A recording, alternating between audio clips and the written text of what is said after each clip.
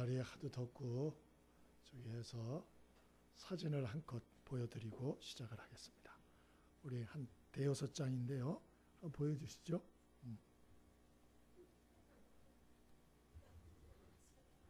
잘 보이시나요? 예, 또 다른 사진. 예, 또 다른 사진.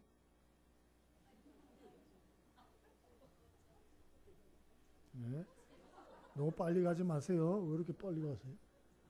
예, 잘 보이시죠? 예, 그 다음. 왜 안 넘어가요? 끝이에요? 이거 사진 제가 저기 인터넷에 개 피곤 찾으니까 나오더만요. 그래서 보여드린 이유는 웃으시라고. 또 이 무더위에 여러분만 힘든 게 아니고, 예, 참 개들도 힘들어요. 그러니까 나만 힘들다 그러지 마시고 다 힘들어요. 우리 좌우에 좀 웃으시면서 힘을 좀 주시죠. 예, 반갑습니다. 수고 많으셨습니다. 힘을 내십시다. 예, 끝까지 믿음으로 승리하길 바랍니다. 예, 꼭 그렇게 하시길 바랍니다. 예, 이제 여름도 이게 덥다 얼마 안 남았어요. 조금만 참으십시오. 조금만. 예. 자, 제가 언급하는 병이 어떤 병일지 한번 맞춰보십시오. 첫째, 일에 대한 의욕이 사라진다. 둘째, 체중에 급격한 변화가 있다. 셋째, 식욕이 없다. 넷째, 불면증, 수면장애에 시달린다. 다섯째, 사할같이 의미 상실, 고통한다. 자책감, 죄책감에 허덕인다. 또 화가 자꾸 난다. 또 혼자 있고 싶어진다. 죽음에 대한 생각이 수시로 난다. 무슨 병일까요? 힌트가 또 있는데 벌써 맞추셨어요?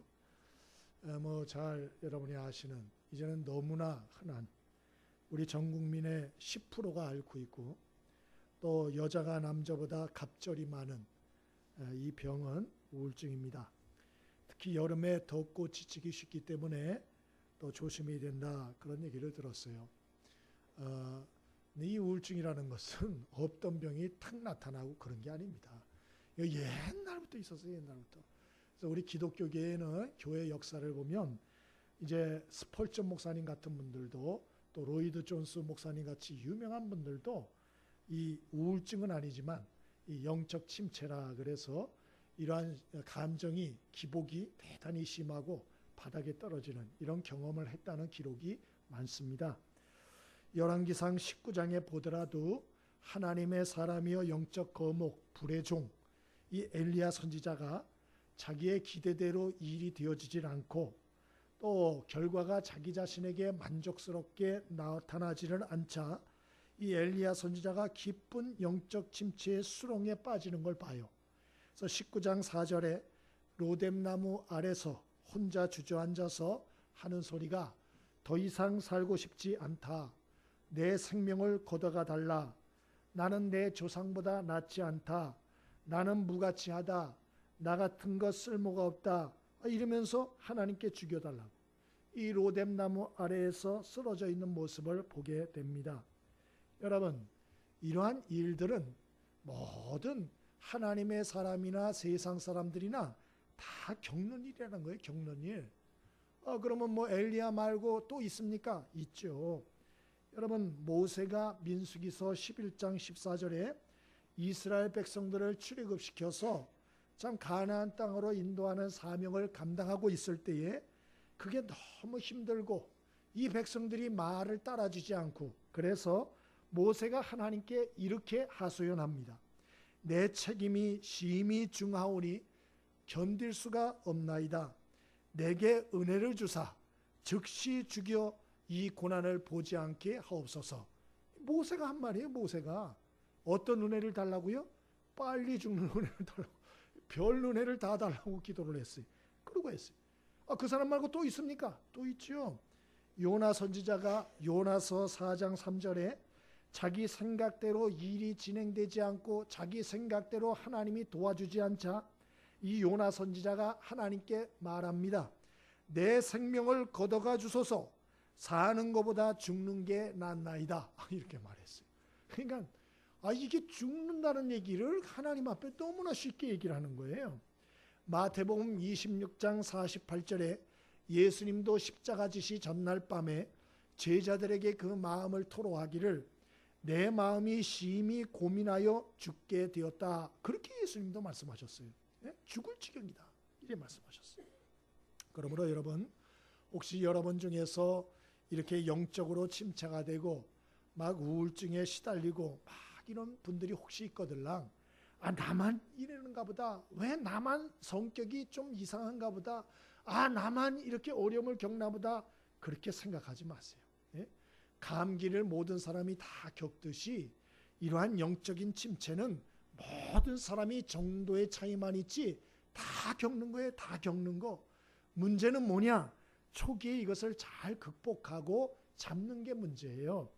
감기도 가벼운 것이지만 그것을 가만 놔두면 만병의 근원이 되어서 나중에 큰 어려움을 겪듯이 이 영적인 침체나 탈진이나 낙심과 절망의 문제들을 여러분이 이거 잘 다루지 않고 가만 놔두면 큰 문제가 될 수 있다는 거예요. 여러분, 저와 여러분이 이 더운 여름 극복해야 되잖아요. 아멘이시죠? 이 여름 더워가지고 뭐 가시고 싶고 그런 분 안 계시죠? 극복해야 되는 것처럼 여러분, 영적인 침체나 낙심되는 마음, 절망스러운 마음, 이러한 상처가 되는 문제들 잘 극복하셔서 여러분 이 8월달 잘 회복하시고, 그리고 9월달 하나님의 은혜로 새롭게 출발하는 큰 은혜들이 있게 되기를 바랍니다.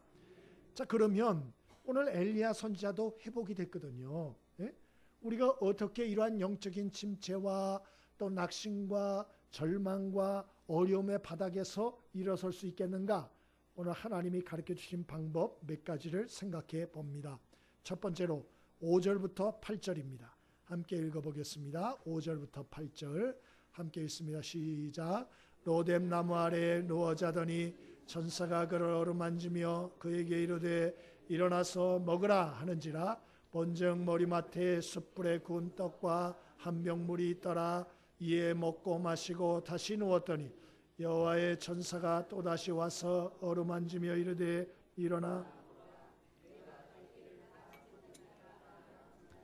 이에 일어나 먹고 마시고 그 음식물의 힘을 의지하여 40주 40야를 가서 하나님의 산 호렙에 이르니라.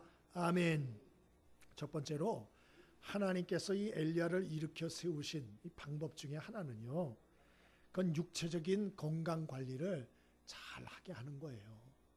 육체적인 건강 관리를 잘 해야 된다. 여러분, 사람은 영혼만 가진 게 아니고 육신이 있어요. 그래서 우리가 이 육체적인 관리를 소홀히 하면요, 영적으로도 다운이 돼요. 이게 다 연결이 돼 있어요. 오늘 엘리야 선지자도 이 나락으로 떨어져 있을 때 하나님이 복 나타나셔서 막 야단치고 새벽기도 했냐고, 너 큐티 했냐고, 막 이러면서 야단치고 그러지 않으셨어요? 하나님 아무 소리 없이 오늘 그의 육체적인 문제들을 하나님이 케어해 주시는 모습이 쭉 나오는 걸 우리가 보잖아요. 이 말의 뜻은 영적인 침체 가운데 있을 때 사람이 자기 육체의 건강관리도 잘하는 게 중요하다 하는 것을 오늘 알려주는 거예요. 알려주는 거. 여러분, 이 참 엘리야 선지자가 왜 이렇게 영적으로 다운이 됐느냐? 그 이유가 몇 가지가 있는데요. 그 중에 하나가 뭐냐? 과로예요. 과로. 이 열왕기상 18장에 보면 갈멜산에서 이 엘리야 선지자가 백성들을 끌어모읍니다. 아방도 부릅니다. 그리고 이 바알과 그 아세라 거짓 선지자들 850명을 부르는데 이때 450명 와요. 450명. 제단을 쌓아놓고 백성들 앞에서 야, 이제 결판 내자. 이거 지리멸멸하게 이렇게 끌지 말자. 끝장을 내자. 끝장. 그러니까 너희들 신이 진짜 신이면 기도해서 불이 하늘에서 떨어지게 기도하고 나도 기도할 테니까 진짜 불이 떨어지는 것이 진짜 하나님이다. 니네가 불을 떨구면 내가 죽겠다. 대신에 내 쪽에 불이 떨궈지면 니네가 죽는 걸로 하자. 그래서 아예 끝장을 내자. 뿌리 뽑자. 왜 이렇게 서로 힘드냐? 끝장을 내자. 이렇게 한 거예요. 그러고서 하나님 앞에 기도했는데 불이 어느 쪽에 떨어졌어요? 엘리야 선지자의 제단에 불이 떨어진 거예요. 그래서 이 엘리야 선지자가 450명을 처단합니다. 450명을 엘리야가 직접 죽였어요. 예? 그러니까 여러분, 닭 잡아보셨어요? 닭 안 잡아보셨군요. 닭도 옛날에 하나 잡아가지고 목 따는 거 쉬워요? 어려워요? 어렵습니다. 그것도 벌벌 떠고 그것도 어려워가지고 막 진땀 빼고 막 그러잖아요. 근데 여러분 450명을 엘리야 선지자가 처단을 했다는 거예요. 자기 손으로. 쉬웠겠어요? 어려웠겠어요? 대단히 어렵죠. 굉장히 충격적인 일이죠. 끔찍한 일이죠. 게다가 그거 끝나고 바로 갈멜산 꼭대기로 올라갑니다. 그리고 하나님의 진노 때문에 3년 6개월 비가 안 왔거든요. 그래서 이 엘리야 선지자가 하나님 앞에 무릎을 꿇고 산 꼭대기에 올라서 이 머리가 무릎 사이에 들어가도록 해서 하나님 앞에 간절히 7번을 반복해서 기도했다고 나와요. 여러분은 기도할 때 무릎 꿇고 기도해 보셨어요? 무릎 꿇고. 자, 무릎 꿇고 기도하는 게 쉬울까요? 어려울까요? 대단히 어렵습니다. 막 다리에 쥐가 오르고요. 이건 뭐 견딜 수가 없어요. 근데 무릎 꿇고 7번이나 머리가 다리 사이에 들어가게 해서 간절히 기도했다는 거예요. 그래서 드디어 장대비가 내리게 했어요. 그게 똑같은 날 있었던 일이에요. 그것뿐이 아니고 장대비가 내리니까 너무 기쁜 거예요. 얼마나 기쁘겠어요. 그래서 이 엘리야 선지자가 아방의 마차가 가게 한 다음에 너무 기뻐서 그 장대비를 맞으면서 그 마차 앞서서 달려갔다고 돼 있어요. 하나님이 힘과 능력을 준 거죠. 근데 질문하겠습니다. 장대비 맞으면서 달리면은 몸이 좋아질까요? 나빠질까요? 안 해보셨어요? 한번 해보세요. 예? 소나기 한번 올 때 여러분 비 한번 쫙 맞고 뛰어가 보세요. 어떤 일이 벌어지나. 열납니다. 감기 몸살 옵니다. 예? 지금 엘리야가 이거 같은 날 이걸 한 거예요. 지금. 그런데 자기 나름으로는 너무 기뻤어요. 야, 이제는 이스라엘의 변화가 오겠구나. 아방도 하나님이 진짜 신이라는 걸 눈앞에서 보았으니 이제는 바뀌리라 생각을 했어요. 이게 웬걸? 하나도 안 바뀌는 거예요. 예? 이스라엘 백성들이 하나도 안 바뀌어. 예? 더군다나 아방도 하나도 변화가 없어요. 게다가 아방한테 얘기를 드린 이세벨이라고 하는 왕비가 더 발악을 하는 거예요. 편지를 보내옵니다. 사람을 통해서. 뭐라고 편지를 보내오나? 엘리야, 네가 내 선자들을 죽였어? 내가 너를 내일 정오까지 죽이지 않으면 나의 신이 나를 죽게 만들 것이다. 이런 편지를 보내온 거예요. 그러니까 엘리야 선지자가 이런저런 것들을 다 이게 다 종합이 되어가지고 그 말을 딱 듣고는 마음이 딱 낙심이 되는 거예요. 절망이 되는 거예요. 그래서 도망을 시작합니다. 그래서 북이스라엘 땅에서 남조유다까지 140km를 도망갔다 그랬어요. 그리고 그것도 모자라가지고 남조유다에서 광야로 하루길을 더 들어가는데 그게 32km예요. 그리고 들어가서 로뎀나무 아래서 아무도 못 찾죠. 아무도 모르는 곳. 그곳에 누워서 하나님 앞에 말합니다. 하나님, 충분하오니 내 생명을 걷어가 주십시오. 이 죽여달라는 말이 얼마나 많이 나오는지 몰라요. 여러분, 이럴 때 하나님이 어떻게 하셨나? 3가지를 하시는데요. 첫 번째, 깊이 잠들게 하셨어요. 깊이. 그래서 5절에 로뎀나무 아래에 누워 자더니 그렇게 말하지 않아요? 여러분, 하나님은 이 참 영적으로 탈진한 또 영적으로 이렇게 침체한 엘리야 선지자에게 여러 소리 안 하고 첫 번째 준 것이 깊은 잠에 들게 했어요. 시편 127편 2절에 여호와께서 자신이 사랑하는 자에게 뭐를 주신다 그랬죠? 1번 돈, 2번 좋은 사람들, 3번 땅. 뭘 주신다 그랬을까요? 4번이에요. 4번. 잠을 주신다 그랬어요. 예? 그러니까 하나님은 당신이 사랑하는 사람에게 잠을 주신대요. 여러분, 사람이 잠이 안 오면요, 이게 회복이 안 돼요. 건강도 회복이 안 되고 정신적인 문제도 회복이 안 돼요. 근데 사람이 숙면을 취하잖아요. 그러면 자정 역할이 돼가지고 건강도 회복이 되고 정신적으로도 제자리를 잡을 줄 믿습니다. 그래서 정신병원에 가면 그래서 그렇게 수면제를 많이 주는 거예요. 잠을 통해서 회복이 되기 때문에 오늘 하나님도 똑같이 하는 것입니다. 여러분 중에도 이 잠을 안 주무는 분들이 혹시 있을 거예요. 잠 좀 잘 수 있게 되길 바랍니다. 특별히 숙면을 취할 수 있게 되길 바라요. 11시부터 새벽 2시까지는 여러분 그때 자면은 그때 나오는 호르몬은요 다른 때의 두세 배에 이른대요.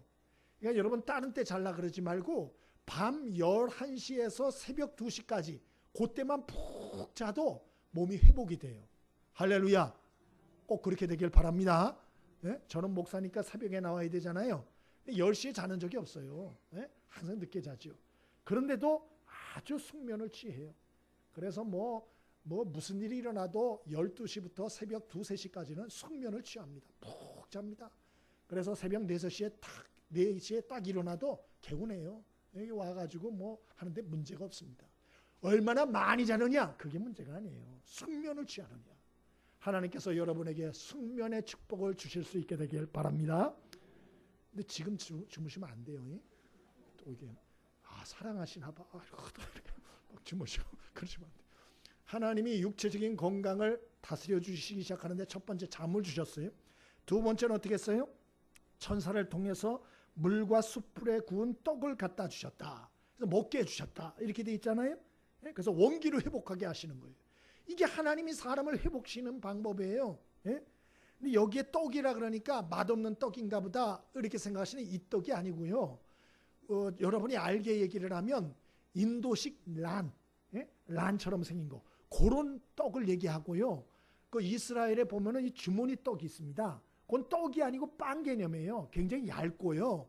요걸 아주 아침에 이렇게 해가지고 그거를 이렇게 좀 조각을 내서 주는데 그거를 갖다가 그 올리브유 그 아주 진한 게 있습니다. 그 빵 찍어 먹는 용이 따로 있어요. 그거를 탁 찍어 먹으면 정말 고소하고 맛있습니다. 정말 맛있어요. 저는 성지순례 가서 먹어봤어요. 그래서 한국에 와가지고도 그렇게 고시한 그 올리브 오일이 좀 없나 했더니 못 찾겠더라고요. 한국에는 없어요. 거기는 갓 찌어가지고 해서 그런지 몰라도 너무 고소한 거예요. 정말 맛있어요. 정말 맛있어요. 이 지금 엘리야 선지자가 이걸 좋아했던 것 같아요. 그래서 하나님이 고고하고 물 한 병을 딱 줘서 먹어라. 그리고 먹게 하시고 먹은 다음에 또 어떻게 하라 그랬죠? 또 재웠어요. 이게 은혜가 되더라고. 우리 큰딸이 특별히 은혜를 받더라고요. 먹고 바로 자니까 은혜스러워. 저희는 못 자게 하거든요. 근데 먹고 또 자고 또 일어나서 또 먹어 이렇게 하시는 거예요. 여러분 참 이러한 음식의 섭취도 여러분 육체의 건강을 위해서 꼭 필요하다는 걸 기억하시고 먹는 일도 좀 즐겨 할 수 있게 되길 바랍니다. 어떤 분들은 다이어트 때문에 먹는 걸 싫어해. 여러분 그러면 안 돼요. 잘 잡숴야 돼요. 잘 잡숴야 돼요.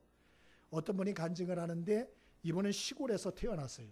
그리고 청주로 이 고등학교를 유학 생활을 하셨어요. 유학 생활을.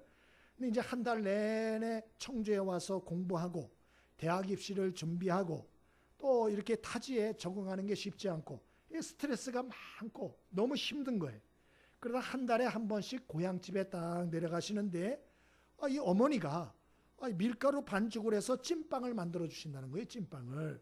그걸 먹고. 그리고 아버지는 이 또랑물에 나가서 붕어와 미꾸라지를 잡아가지고 매운탕을 끓여주시는 거예요. 근데 그걸 먹고 나면 스트레스가 확 날아간다는 거예요. 살고 싶은 의욕이 막 일어난다는 거예요. 너무 좋다는 거예요. 예? 여러분, 이 먹는 게 얼마나 중요한 줄 아세요? 여러분도 힘들고 어려울 때 스트레스를 날릴 이러한 좋아하는 음식이 있게 되길 바랍니다. 예? 이 사람마다 다 틀려요. 다 틀려요. 예? 그런 게 있어야 돼요. 예? 마지막 세 번째로는 하나님께서 이 음식을 먹이고 8절에 보니까 걷게 하셨어요. 그래서 하나님이 깨워서 40일을 걷게 하셨다. 이렇게 되어 있습니다. 여러분 사람이 영적으로 침체되거나 우울증에 빠졌을 때 가장 좋은 게 뭔지 아세요? 걷는 운동이에요. 걷는 운동. 예? 여기 하나님도 엘리야 선지자를 40일을 걷게 했어요. 40일을. 예? 이 걷는 운동은 항우울제에 3배 효과가 있다. 그렇게 얘기하더만요. 야구 감독 김성근 감독이 참 그렇게 건강하게 사는 비결을 자기가 얘기를 했는데요. 자기는 하루에 2시간씩 걷는데요. 2시간씩. 좀 누가 가르쳐주지도 않는 거 지금 얘기해 드리는 거니까 잘 들으세요. 너무 은혜를 받아가지고 지금 잠에 빠지는 분들이 한 3분 정도 계세요. 좀 정신 좀 차리세요. 조금 있다가 주무세요. 예. 어떤 연구기관에서는 이 한 주에 3회 30분 이상씩 이렇게 걸으면 체지방이 13.4%가 감소하고 20주만 하면 20주만. 그리고 유방암 20%, 또 대장암 50%, 또 심장질환 30%를 고친다. 이렇게 써 있는 걸 보았어요. 예? 걷는 게 그렇게 좋다는 거예요. 여러분, 오늘 우리가 하나님께 배우는 영적인 침체 극복의 비결 첫 번째가 건강관리 잘하는 것입니다. 여러분, 잠자는 거 좀 잘 하시고요. 또 잡수는 거 잘 챙겨서 드시고, 뿐만 아니고 운동도 꼭 하셔서 이 영적인 침체에서 벗어나는 축복이 있게 되길 바랍니다. 두 번째로 하나님이 알려주는 이 영적 침체 극복 비결이 무엇인가? 10절을 같이 읽어보겠습니다. 10절 함께 읽습니다. 자, 시작. 그가 대답하되 내가 만군의 하나님 여호와께 열심히 유별하오니 이는 이스라엘 자손이 주의 언약을 버리고 주의 제단을 헐며 칼로 주의 손자들을 죽였음이오며 오직 나만 남았거늘 그들이 내 생명을 찾아 빼앗으려 하나이다. 아멘. 두 번째로 하나님이 알려주시는 이러한 영적 침체 극복의 비결은 공동체에 소속하는 거예요. 공동체에 소속하는 거. 이 하나님을 만난 이 엘리야 선지자가 하나님께 하소연하는데요. 뭐라 그러나? 하나님, 나 열심히 특심한 사람이에요. 그런데 나만 남았어요. 내가 하나님을 위해서 열심히 살았는데요. 나 혼자밖에 안 남아서 외로워요. 고독해요. 아무도 없어요. 나밖에 없어요. 이렇게 얘기를 했어요. 그러자 하나님이 이 잘못된 생각을 고쳐주세요. 18절에 아니야, 너만 있는 게 아니야. 바알에게 굴복하지 않은 영적인 하나님의 사람이 7,000명이나 있어. 7,000명이나 그렇게 말씀하잖아요. 믿음의 동역자들 많아. 너밖에 없는 게 아니야. 7,000명이나 있다. 너는 혼자가 아니다. 이렇게 말씀하잖아요. 여러분, 우리가 믿음이 아무리 탁월한 사람이라도 이렇게 나홀로 사는 사람들, 이 영적으로 어떤 위로받을 공동체가 없는 사람들은 여러분 반드시 쓰러지게 돼 있어요. 예? 그래서 사람은 연약하기 때문에 항상 위로를 받고 줄 수 있는 영적인 공동체에 소속이 되어 있어야 할 줄 믿습니다. 그래서 오늘 우리가 이러한 소속된 공동체가 꼭 있어야 되고요. 특별히 그 공동체가 위로의 공동체가 돼야 돼요. 위로의 공동체. 이건 서로 만들어야 돼요. 서로. 우리가 이 위로의 공동체, 힘이 되고 살리는 공동체가 돼야 되는데 그러기 위해서는 어떻게 되나? 5절에 보면 천사들처럼 하면 돼요. 천사들.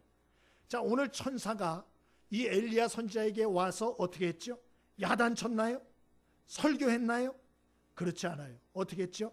잔소리 안 했어요. 충고 안 했어요. 조언하지 않았어요. 입을 딱 다물어요. 그 천사가 한 말은 한마디도 안 나와요. 한마디도. 천사가 와서 입 딱 다뭅니다. 그리고 같이 있어줍니다. 그리고 마음을 어루만져 줍니다. 스킨십을 해줍니다. 그리고 그의 필요를 채워줘요. 그리고 떠나요.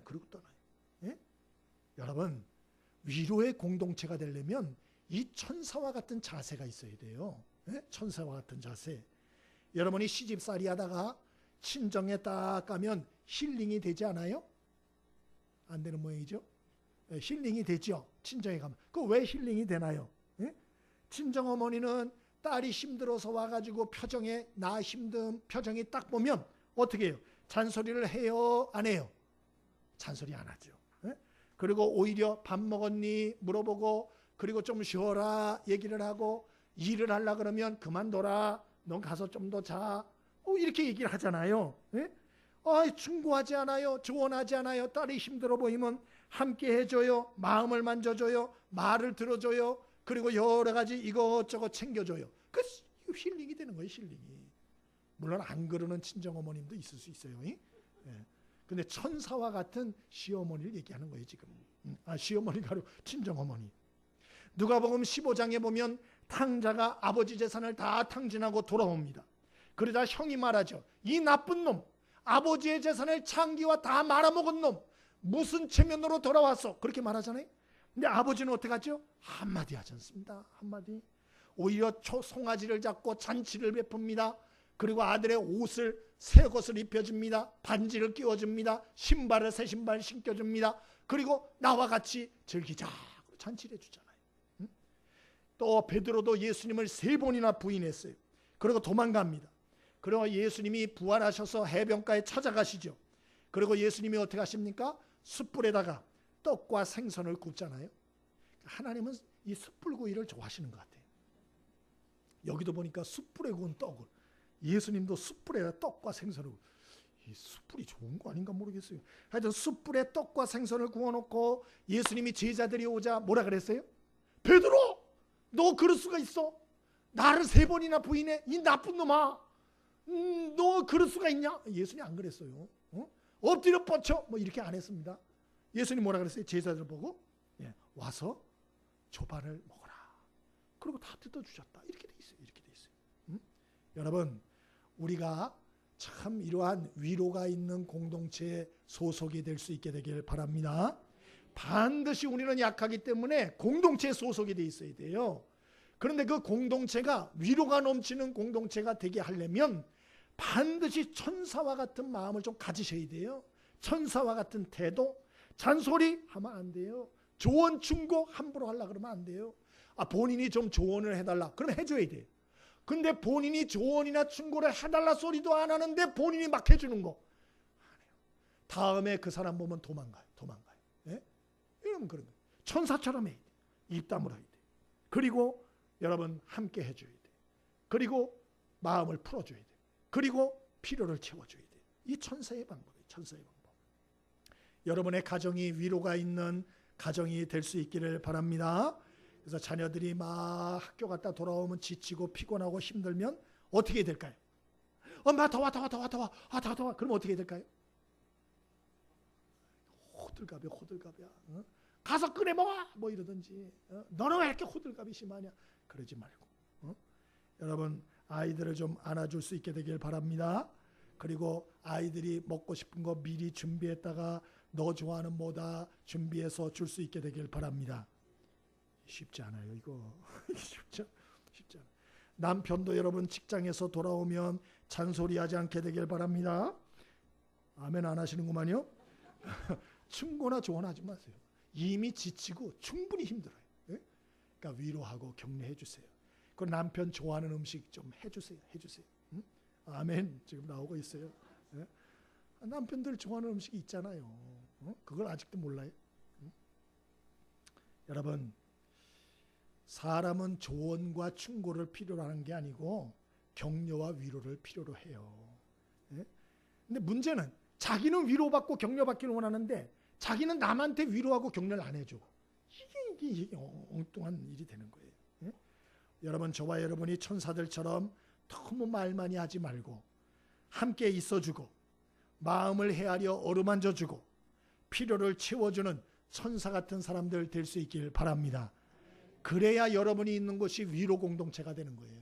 거기서 사람이 살아나는 거예요. 사람이. 예? 우리 좀 훈련 좀 해보십시다. 옆에 사람 보면서 우리 한번 인사해 봅니다. 당신은 하나님이 보낸 천사입니다. 당신은 하나님 나라의 큰 일꾼입니다.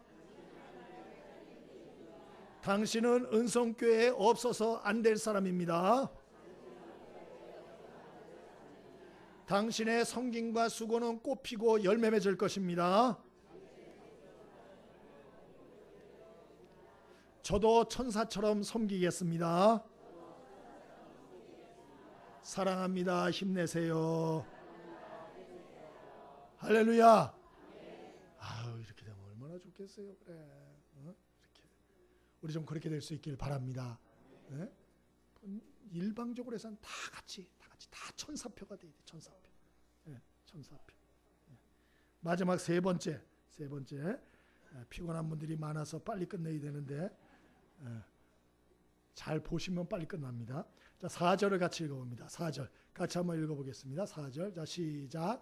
자기의 다시는 광야로 들어가 하루길쯤 가서 한 로뎀나무 아래에 앉아서 자기가 죽기를 원하여 이르되 여호와여 넉넉하오니 지금 내 생명을 거두시옵소서. 나는 내 조상들보다 낫지 못하니이다. 첫 번째로는 여러분 육신적인 건강관리 좀 잘 하십시오. 그리고 두 번째로는 여러분 공동체에 소속을 하십시오. 여러분이 소속된 공동체를 위로 공동체로 만드십시오. 여러분 위로 공동체는 말로 되는 게 아니에요. 정말 그렇게 하셔야 돼요. 마지막 세 번째로는 하나님께 마음을 털어놓으십시오. 하나님께 마음을 털어놓으라. 오늘 이 영적 침체 가운데 있는 이 엘리야를 하나님이 찾아오세요. 그러자 엘리야 선지자는 그 하나님께 마음속에 있는 생각들, 마음속에 있는 안타까움들, 마음속에 있는 탄식들, 마음속에 있는 상처들 다 내뱉기 시작합니다. 예? 여러분 마음속에 있는 상처와 안타까움을 여러분이 주변 사람들에게 쏟아놓으면 원망불평이 되지만 그거를 하나님께 쏟아놓으면 기도가 되는 거예요. 기도. 여러분 하나님께 쏟아놓기를 바랍니다. 예? 오늘 하나님 앞에 다 쏟아놓고 하소연하잖아요. 예? 사람들한테 쏟아놓지 마세요. 사람들한테. 나는 외롭습니다. 고독합니다. 나는 정말 쓸모없는 인생 같습니다. 나는 능력이 없습니다. 세상 바뀌지가 않아요. 사람들 바뀌지가 않아요. 나 같은 것 쓸모없는 사람인 모양입니다. 그리고 하소연하잖아요. 하소연. 가장 좋은 기도는 무엇인가? 자기 마음 밑바닥에 있는 생각을 솔직하게 꺼내서 하나님 앞에 그대로 털어놓는 거예요. 가장 좋은 기도예요. 예? 좋은 기도는 자꾸 거창하게 꾸미고 포장하는 게 아니에요. 아프면 아프다, 힘들면 힘들다, 못 살겠으면 못 살겠다. 하나님 앞에 그대로 아뢰는 거예요. 그러면 하나님께서 역사하세요. 하나님이 응답해 주세요. 오늘 하나님도 이 엘리야 선지자에게 응답하시는데 40일을 걸어서 하나님의 산 호렙에 이르게 하십니다. 그리고 하나님이 특별한 방법으로 응답해 주세요. 어떤 방법이냐? 첫 번째로 크고 강한 바람이 막 태풍같이 불게 하십니다. 그런데 그곳에 하나님이 없어요. 두 번째로는 큰 지진이 일어나게 하십니다. 막 뒤흔들려요. 난리가 납니다. 그런데도 하나님이 나타나지 않습니다. 세 번째, 강한 불이 타기 시작합니다. 활활 탑니다. 산불이 난 것처럼. 그런데 거기에도 하나님이 보이질 않아요. 근데 마지막에 세미한 음성이 들립니다.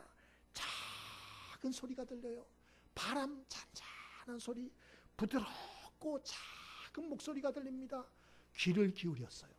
하나님의 목소리였어요. 거기에 하나님이 계시더라. 여러분, 이게 바로 엘리야 선지자의 탄식에 대한 하나님의 기도응답입니다. 기도응답. 뭘 가르쳐 주려고 그러냐? 이걸 통해서 딱 하나예요. 엘리야야, 나의 역사 방법은 다양하단다. 하나님 가르쳐 주는 거예요. 엘리야는 그동안 하나님께 기도하여 하늘에서 불을 떨궜습니다. 3년 6개월 동안 비가 안 내렸는데 기도하여 장대비가 내리게 하였습니다. 마차 앞에서 20km 넘는 거리를 막 달려나갔습니다. 격렬한 또 강력한 하나님의 역사를 엘리야 선지자는 체험했어요. 예? 그런데 하나님께서 말씀하시는 게 뭐냐? 나의 역사는 그렇게 강력한 눈에 보이는 거로만 임하는 게 아니야. 나는 조용하게도 역사해. 귀에 들리지 않고 눈에 보이지 않지만 부드럽게도 역사한다. 너는 양쪽을 다 알 필요가 있어. 하나님이 그걸 깨우쳐 주시는 거예요. 응? 왜 엘리야 선지자가 낙심합니까? 뭔가 화끈한 게 나타난다는 거예요. 뭔가 똑부러진 결과가 없다는 거예요. 그래서 엘리야 선지자는 낙심했어요. 절망했어요. 탄식했어요. 주저앉았어요. 응? 그런데 하나님 말씀해요. 네 눈에 보이는 게 없다고 내가 역사 안 하는 게 아니고 나는 세미한 소리와 같이 눈에 보이지는 않지만 그럼에도 불구하고 역사하고 있어. 너만 남아있다고? 아니야. 나는 7,000명을 남겼어. 너만 남긴 게 아니야. 응? 네 눈과 감정을 가지고 모든 일을 결판내고 판단해서는 아니대. 이렇게 말씀하십니다. 마태복음 13장에 예수님께서 비유를 말씀하시죠. 그 비유를 보면 하나님 나라 비유를 하시는데 그 겨자씨의 비유를 말씀하시잖아요. 하나님의 나라는 한 알 겨자씨를 땅에 심은 것 같다. 또 하나님의 나라는 누룩 조금을 밀가루 반죽에 넣는 것 같다. 그거 아무것도 아니에요. 아무것도 아닌 것 같아. 그런데 시간이 지나면 지날수록 별 볼 일 없던 갔던 그런 곳에 이러한 역사가 일어나기 시작해서 나중에 큰 것이 되지 않느냐. 예수님이 그 말씀을 하시면서 하나님의 역사 방법은 이와 같이 별 볼 일 없이 작은 것을 통하여서도 일어난다. 오늘 그 얘기를 예수님이 마태복음 13장에 해주지 않았어요?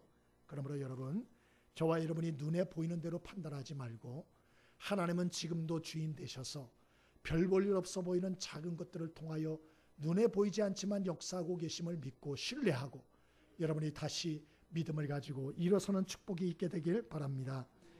일본에 나가노라고 하는 목사님이 계셨어요. 이분이 이제 신학해서 목사가 됐는데 이제 교회를 어디다 개척할까 그러다가 일본의 북쪽 지역 그 가나사와라고 하는 지역이 있습니다. 가나사와. 이 가나사와라는 지역에 교회를 텐트로 이렇게 만들어서 참 예배를 드리고 개척을 했어요. 이 주변에 동서남북 100km에 예수 믿는 사람이 한 사람도 없었대요. 거기다 이제 개척을 했어요. 일본은 지금도 개척이 안 돼요. 그러니까 뭐 이 20세기 초니까 이때는 얼마나 힘들었겠어요. 이 주일마다 예배를 드리는데 자기 가족만 예배를 드리는 거예요. 너무 답답한 거예요. 그런데 이렇게 몇 년을 드렸나? 5년 동안 자기 가족만 예배를 드렸대요. 주일날. 근데 어느 날 청년 한 명이 찾아온 거예요. 너무너무 기쁜 거예요. 5년 만에 첫 새신자. 함께 예배를 드리는데 나가노 목사님이 열정적으로 설교를 했대요. 열정적으로. 그리고 예배가 끝나서 식사하자고. 이제 식사를 하시는데 같이 식사를 하다가 이 청년이 피를 토하는 거예요. 알고 봤더니 폐병 환자예요. 옛날에 폐병 환자 많지 않았어요? 그래서 이 나가노 목사님이 걱정이 되더래요. 이걸 어떻게 해야 되나? 폐병 환자니까 이게 전염되니까 내쫓아야 되나? 아니면은 5년 만에 새신자가 처음 왔는데 다시 다 정리하고 다시 식사를 해야 되나? 고민이 되더래요. 그래서 이 목사님이 어떻게 했나? 첫 새신자니까 다시 다 깨끗이 치우고 식사를 다시 차렸대요. 그 청년 식사하자고. 같이 식사를 다 끝냈답니다. 이 청년이 너무 감격을 했어요. 자기 얘기를 하더래요. 자기 아버지는 일본 유명한 정치인이고 어머니는 첩이었는데 자기는 사생아로 태어났다. 그래서 주변에 사람들의 멸시를 받으면서 자랐는데 예수를 믿고 자기는 신학을 했다는 거예요. 신학을. 근데 폐병에 걸려가지고 신학을 하다가 중단을 했다는 거예요. 그리고 교회를 다녔는데 그 교회에서도 폐병이니까 나오지 말라 그러더래요. 그래서 상처가 돼가지고 낙심이 돼서 성경도 예수도 없다. 이러고 신앙생활을 안 하다가 소문을 들었다는 거예요. 이 북쪽 나가노 목사님이라 한 분이 이 북쪽 지역에 개척했다. 얘기를 듣고서 자기가 와봤다는 거예요. 그런데 이런 환대와 사랑을 받고 자기가 잘못 생각했다 생각을 하고 다시 예수를 믿기로 했다. 이렇게 말을 하고 함께 신앙생활을 하기 시작하는데 이분이 건강관리나 약을 다시 먹고서 이 투병 생활을 해서 또 하나님이 기적적으로 폐병을 고쳐주셔서 이분이 다시 신학교에 입학을 했고 나중에 졸업을 해서 이분이 빈민 사역을 하게 돼요. 아주 어려운 사람들, 폐병 걸린 사람들, 가난한 사람들 이 빈민 사역을 하는데 이분이 누구냐? 바로 그 유명한 일본의 빈민의 대부라고 하는 가가와 도요이코라고 하는 분이에요. 이분이 책도 많이 썼어요. 중국에다가도 이 빈민 사역을 해서 중국에서도 유명한 분입니다. 여러분, 나가노 목사님은 전도를 5년 동안 한 명도 못했어요. 그러다가 한 분 새로 딱 와가지고 그분 붙들고 치유되도록 사역하다 끝났어요. 나가노 목사님은 결국 그래 끝났거든요. 그런데 그 한 명, 이까짓 게 뭐냐 생각을 하지만 이까짓 것이 아니라는 거예요. 그 한 명을 통하여 하나님은 큰 역사를 이루시더라 하는 것입니다. 그러므로 우리가 하나님의 일을 할 때 정말 중요한 것은 뭐냐? 환경을 인간적인 눈으로 보지 않는 거예요. 자꾸 환경을 인간적인 눈으로 보면 낙심이 되고 절망이 되는 거예요. 하나님의 더 큰 일을 감당할 수가 없는 것이에요. 여러분, 하나님은 세미한 음성으로 말씀해 주시는 하나님이십니다. 하나님은 하나님의 나라는 겨자씨 하늘과 같다. 노릇과 같아. 우리 눈에 보이는 여러 가지 것들만 보지 말고 역사를 주관하시는 하나님을 바라볼 수 있게 되길 바랍니다. 그분을 신뢰할 수 있게 되길 바랍니다. 그럴 때 우리의 마음에 평안이 오는 거예요. 평안이. 그 하나님의 주인 되심과 역사하심을 신뢰하지 못하면 평안 얻을 수도 없고 영적 침체에서 일어날 길도 없는 거예요.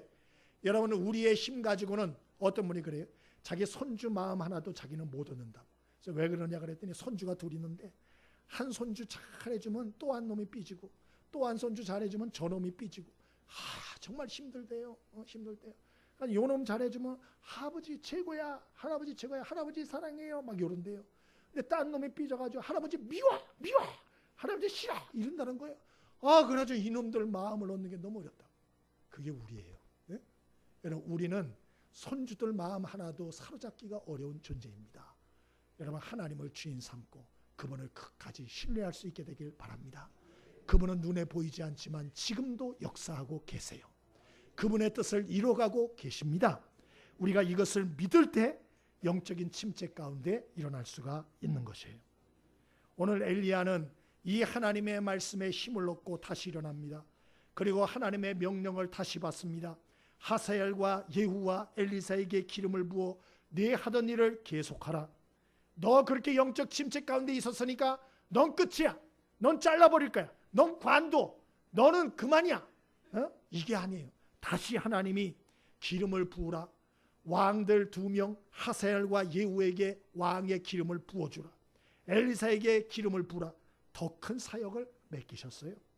여러분, 하나님은 영적 침체 가운데 있는 사람을 일으키시는 하나님이요, 더 크게 사용하시는 하나님이라는 걸 잊지 마시고, 여러분 마음의 믿음을 가지고 오늘 주신 말씀 마음에 새겨서 다시 일어나는 축복들이 있게 되길 바랍니다. 우리 찬송 한 장 하겠습니다. 446장 찬송입니다. 446장 찬송, 예찬송 500장입니다.